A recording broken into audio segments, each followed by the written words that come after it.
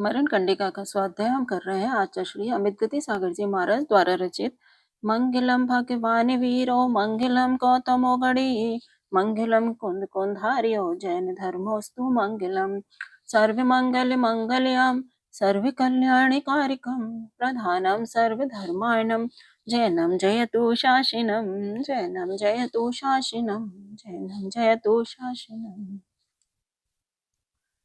आज हमारा अनुशिष्ट महाअधिकार नाम का 7वां अधिकार प्रारंभ होगा।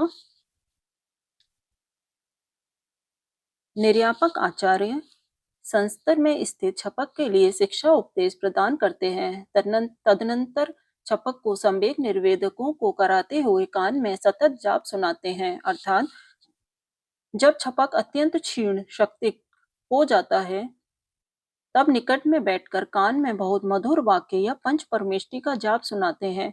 छपक के लिए यदि आचार्य शिक्षा उपदेश नहीं देते तो सिद्धि जिसका फल है, ऐसी आराधना देवी को छपक छोड़ देगा, अर्थात बिना शिक्षा के छपक समाधि से च्युत हो जाएगा।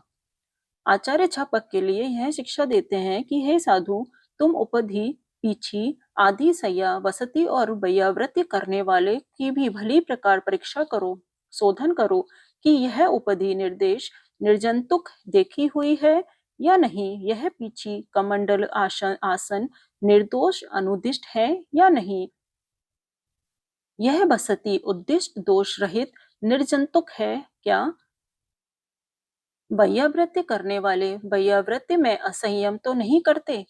इस प्रकार पहले से ही देखो, परीक्षण करो, परीक्षण करके सर्वत्र नहीं सल्ले होकर सल्लेखना करो। हे छपकराज, तुम मिथ्यात्व का दमन करो, सम्यक्त की भावना को तथा परमेष्टि में उत्तम भक्ति को करो, परिणाम शुद्धि रूप भाव पंच नमस्कार में रति और ज्ञानाभ्यास में उद्यम करो। भावार्थ, यह श्लोक सूत्र रूप है। इसमें मिथ्यात्व वामन उपदेश 11 श्लोकों में है। सम्यक्त भावना वर्णन में 9, भक्ति के वर्णन में 9, पंच नमस्कार वर्णन में 7 और ज्ञानाभ्यास का वर्णन के 17 श्लोक हैं। हे मुनि, महाव्रत की रक्षा करो, क्रोधमान आदि कसायों का निग्रह और इंद्रियों पर विजय करो। 2 प्रकार के भ्रम में आभ्यंतर तप मार्ग में उद्यम करो।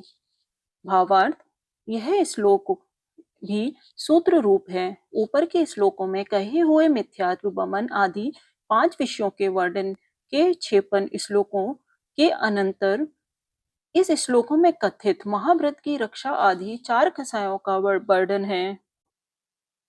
804 श्लोक से लेकर 1421 श्लोक तक महाव्रत रक्षा इस विषय का वर्णन है। कसाय निग्रह और इंद्रिय विजय का वर्णन सम्मिलित रूप से वह 1422 से लेकर 1518 तक है। तप के उद्यम का वर्णन 1419 से लेकर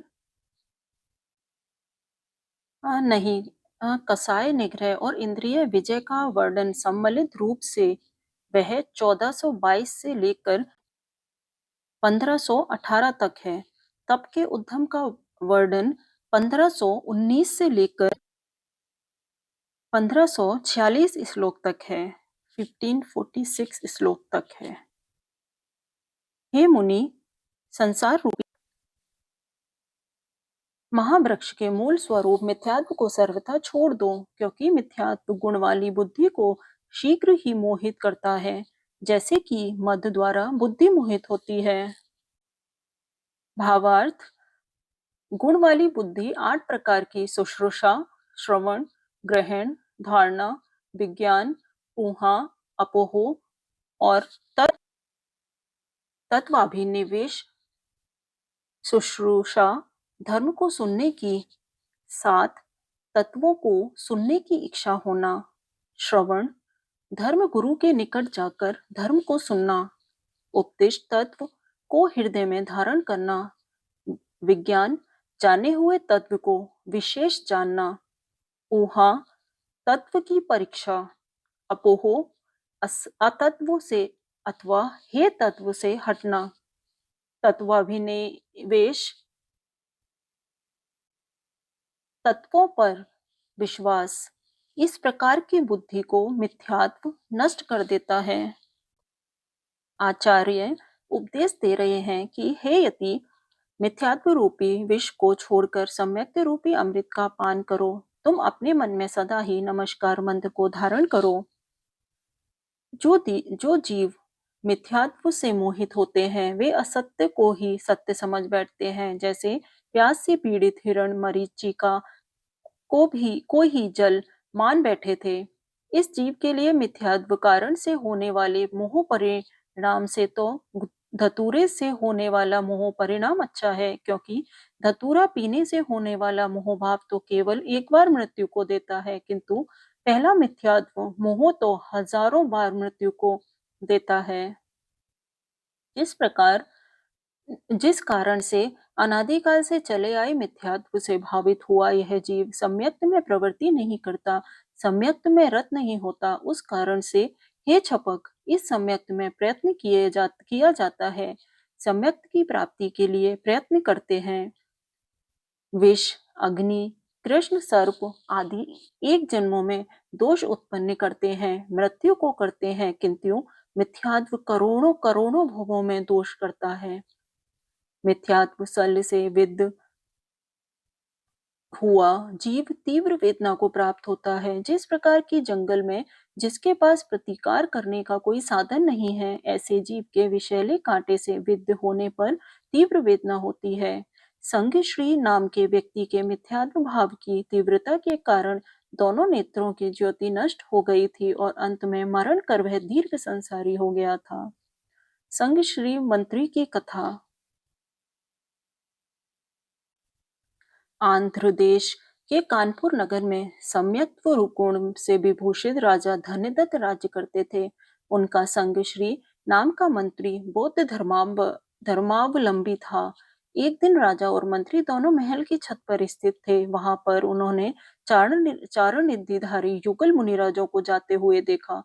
राजा ने उसी समय उठकर उन्हें नमस्कार किया और वहीं विराजमान होकर धर्मोपदेश देने की प्रार्थना की। मुनिगणों ने राजा की विनय स्वीकार कर धर्मोपदेश दिया, जिससे प्रभावित होकर मंत्री ने श्रावक के व्रत ग्रहण कर लिए और बौद्ध गुरुओं के पास जाना छोड़ दिया। किसी एक दिन बौद्ध गुरु ने मंत्री को बुलाया। मंत्री गया, किंतु बिना नमस्कार किए ही बैठ गया। भिक्षु ने इसका कारण पूछा। सब संग ने श्रावक के व्रत आदि लेने की संपूर्ण घटना सुना दी। बौद्ध गुरु जैन धर्म के प्रति ईर्ष्या से जल उठा और बोला, मंत्री, तुम ठगाए गए। भला आप स्वयं विचार करो कि मनुष्य आकाश में कैसे चल सकता है। ज्ञात होता है कि राजा ने कोई षड्यंत्र रचकर तुम्हें जैन धर्म स्वीकार कराया है। भिक्षुक की बात सुनकर अस्थिर बुद्धि पापात्मा मंत्री ने जैन धर्म छोड़ दिया। एक दिन राजा ने अपने दरबार में जैन धर्म को महानता और चारण रिद्धिधारी मुनिराजों के चमत्कार सुनाए और उस घटना को सुनाने का अनुरोध मंत्री से भी किया। मंत्री बोला, महाराज, असंभव है। ना मैंने अपनी आंखों से देखा है और ना इस प्रकार की बात संभव है। मंत्री की असत्य बात सुनकर राजा को बहुत विस्मय हुआ, किंतु उसी वक्त मंत्री के दोनों नेत्र फूट गए और वह दुर्गति का पात्र बना। जैसी करनी वैसी भरनी के अनुसार ही उसने फल प्राप्त किया। संग श्री की कथा यहाँ समाप्त होती है। जिसके अंदर का गूंदा साफ नहीं किया है, ऐसी कड़वी तू बंडी से रखा हुआ दूध जैसे नष्ट हो जाता है, उसी तू बंदी को अंदर से साफ करने पर, उसमें दूध रखने पर वह मधुर मनोहर दूध पुष्टिकारक हो जाता है। ठीक इसी प्रकार मिथ्यात्व युक्त जीवन में तप, ज्ञान और चारित्र नष्ट हो जाते हैं और मिथ्यात्व को जिसने वमन कर डाला है, ऐसे जीव में तप, ज्ञान आदि फलदायक होते हैं।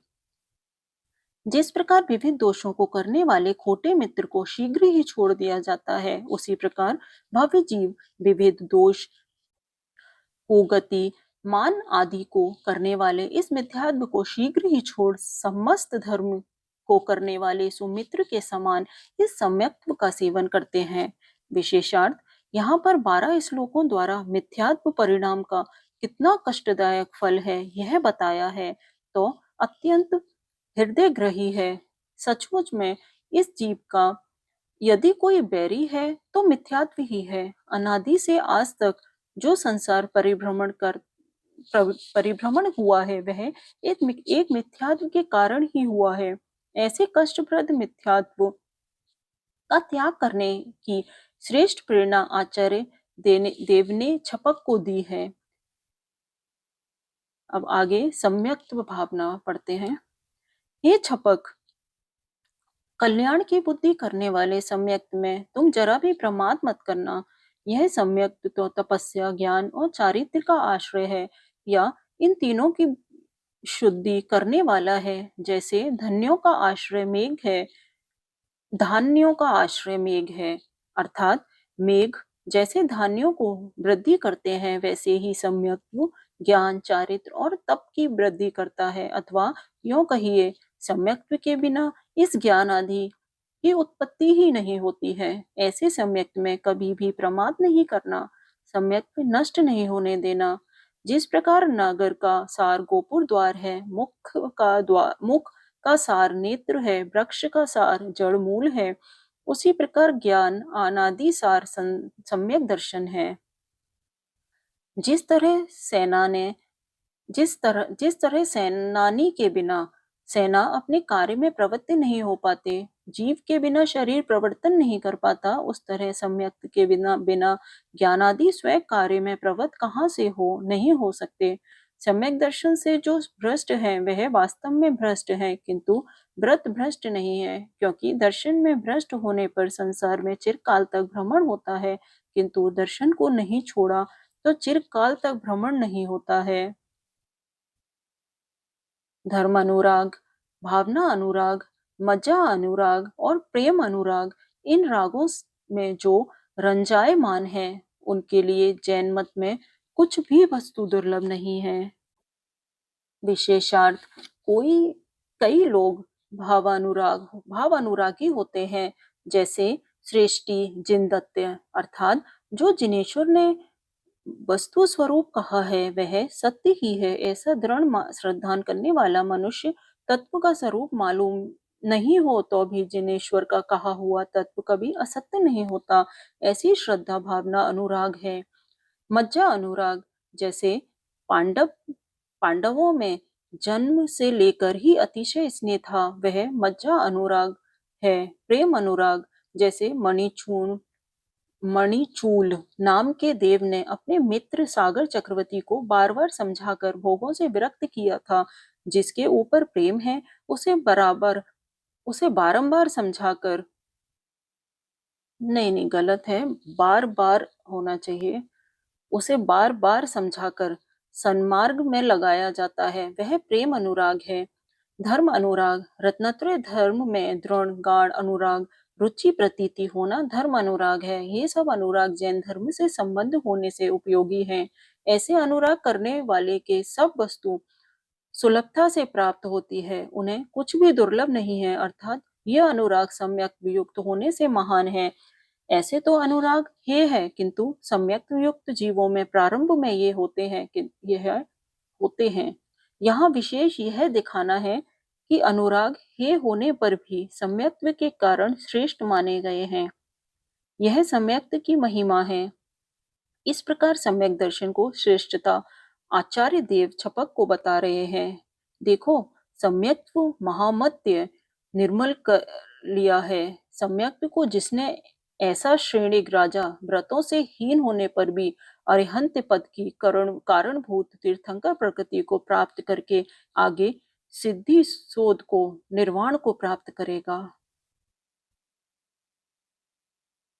अब राजा श्रेणी की कथा पढ़ते हैं। भगवान महावीर के समय की बात है। राजगृही नगर के में राजा श्रेणिक राज्य करता था। उसकी अनेकों रानियां थीं, उसमें प्रमुख चेलना थी। वह अत्यंत धर्मात्मा सम्यक रत्न से अलंकृत थी। राजा की पहले ही बौद्ध धर्म में श्रद्धा थी।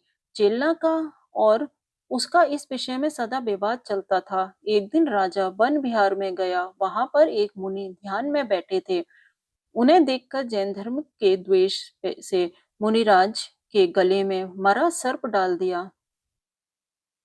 राजा ने बातचीत करते हुए चेल्ला को यह वृत्तांत सुनाया। चेल्ला अत्यंत दुखी हुई। उसने कहा, हे प्राणनाथ, आपने ये अत्यंत निंदनीय पाप कर्म करके आप अपने को दुर्गति का पात्र बनाया है।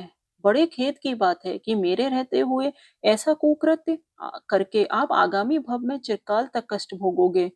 इत्यादि विलाप करती हुई चेल्ला श्रेणी के साथ वन में आई। मुनिराज का उपसर्ग दूर किया। ध्यान को विसर्जित करके चरणों में प्रणाम करते हुए दोनों राजा रानी को मुनिराज ने समान और सद्धर्म वृद्धि रस्तु आशीर्वाद दिया। राजा के उत्तम क्षमा भाव को लेकर श्रेणी को मिथ्या मान्यता चूर चूर हो गई। उसका हृदय अपने कुकृत्य के कारण पश्चाताप से भर आया। उसने बहुत देर तक मुनिराज से क्षमा याचना की। तब उसने धर्मोपदेश सुनकर सम्यक दर्शन को प्राप्त किया। श्रेणी भगवान महावीर के समोशरण में जाकर प्रभु की स्तुति वंदना पूजा की तथा उसकी दिव्य वाणी सुनी। जब जब प्रभु का समोशरण राजगृही के विपुलाचल पर आता, तब तक तब राजा दर्शनार्थ जाता। भगवान के निकट श्रेणिक ने 60,000 प्रश्न किए एवं तत्व सिद्धांत आदि संबंधी समस्त जिज्ञासाएं शांत की। परिणामों की अत्यंत विशुद्धि द्वारा छायिक सम्यक प्राप्त किया और परमाहर्त्य पद का कारण ऐसे तीर्थंकर नाम कर्म का बंध किया। अष्टांग सम्यक्त्व रत्नों से अलंकृत वह श्रेणिक आगामी काल में पद्म नाम का तीर्थंकर होगा। इस प्रकार सम्यक्त्व महात्म्य से श्रेणिक ने अपने अनंतर संसार परिभ्रमण का नाश कर मुक्ति को सन्निकट कर लिया। कथा समाप्त। आगे का स्वाध्याय कल करेंगे। जावाणी के ज्ञान से सुझलो कलो, जो वाणी मस्तक धरो सदा देत होठ हो गया। जिन वाणी भारती तो है जपो दिन रे, जो तेरी शरणा गए सो पावे सुख चैन, जो तेरी शरणा गए सो पावे सुख चैन।